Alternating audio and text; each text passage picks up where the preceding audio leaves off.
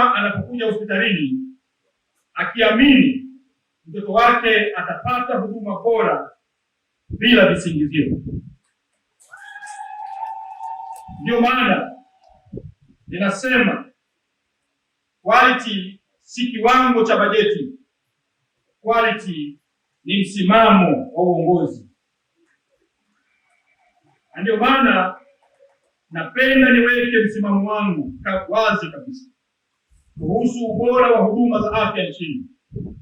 Kwangu mimi, quality si sehemu ya mfumo wa afya. Quality ndio mfumo wenyewe wa afya.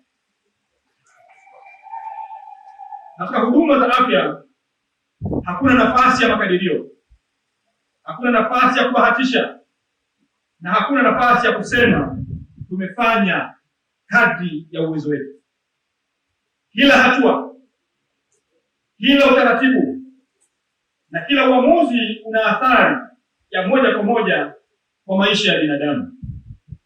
Ndio maana nimeelekeza hospitali zote muhimu za kitaifa, rufaa na zile zenye mzigo mkubwa wa huduma kuanza mchakato wa kupata uthibitisho wa viwango vya kimataifa, international accreditation, ikiwemo ISO standard na mifumo mingine inayotambulika kimataifa. Si kwa sababu tunataka vyeti ukutani, hapana, bali kwa sababu tunataka nidhamu ya mifumo, uthabiti wa taratibu na ubora unaopimika.